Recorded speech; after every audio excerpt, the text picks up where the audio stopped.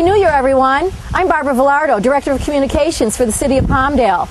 Welcome to this edition of Backdrop Palmdale, our first edition for 2008. In today's show, we will bring you the latest in the city's Partners for a Better Palmdale program, an update on our strategic planning process, and information about all of the developments going on in the city. But first, we'll go to Armin Gomez, who brings us a unique perspective of one of the biggest New Year's Day traditions in the world. That's right, Barbara. I'm extremely honored to be one of the float riders chosen to represent the city of Palmdale in its third float entry for the 119th annual Rose Parade. As you can see, I'm already dressed in costume, and throughout the show, we'll be bringing you behind the scenes of this wonderful Southern California tradition. In fact, you'll be able to experience what really goes into preparing a world-class Rose Parade float. But first, let's go to John Milner, who has the latest news on the city's Partners for a Better Palmdale program. Thanks, Armin. We're here in front of Knight High School in Palmdale, where a brand new program is underway. It's a program sponsored by the City of Palmdale and our Antelope Valley schools to create what's called a violence-free school zone. Press events have been scheduled to kick off the implementation of the Violence-Free Zone, or VFZ, in Palmdale.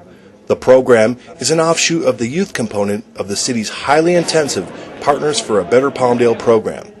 With the assistance of the Center for Neighborhood Enterprise, the goal of the VFZ program is to create a safer and more tolerant atmosphere in our local schools, beginning with a pilot location at Knight High School in Palmdale.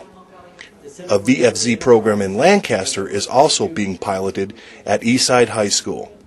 The VFC ties into our youth outreach effort. Part of the Partners for a Better Palmdale program is really doing outreach to the youth in our community to help them make better decisions, to help lead them down different paths so that they're not following paths of crime.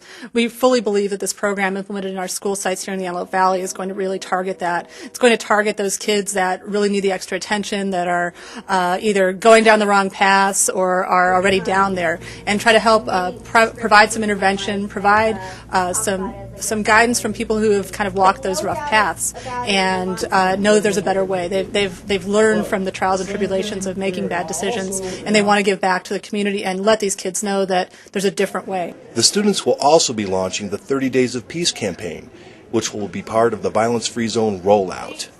The campaign's goal is to have 30 fight-free days on campus. Established in 1981, the Center for Neighborhood Enterprise is a nationally recognized organization that supports neighborhood-based initiatives to reduce crime and violence, restore families, and create economic enterprise and employment.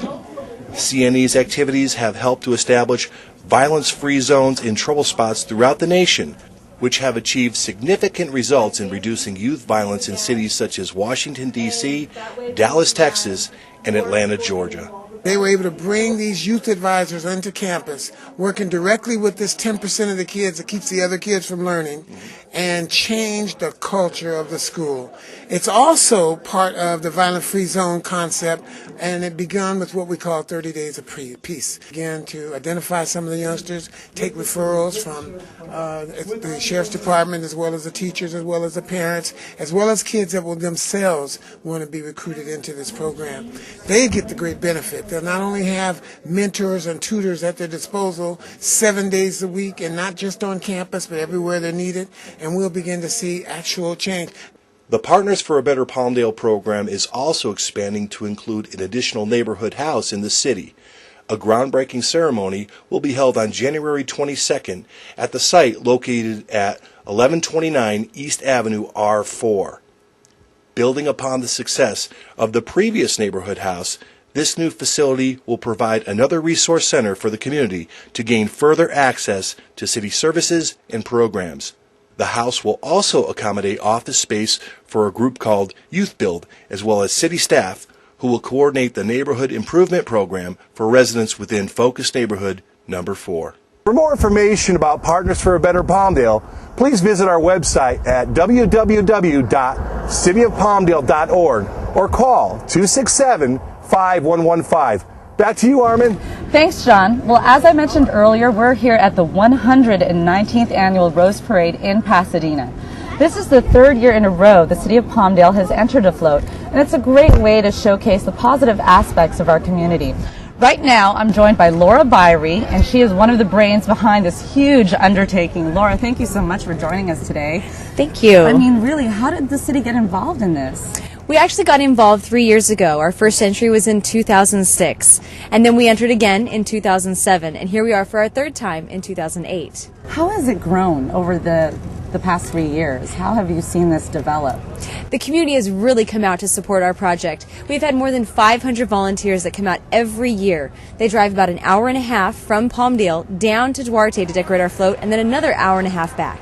Dedication. Wow. Honestly, I mean, we've had a glimpse of what really goes into it. Can you maybe go into detail about, the whole flowers, the arrangement, the design, really what the planning is about? Yes, it's actually a year-long process, Armin. The tournament releases the new theme for the parade in February, just shortly after the original parade has already concluded. We then meet with our committee, which is composed of city staff as well as volunteers from the community.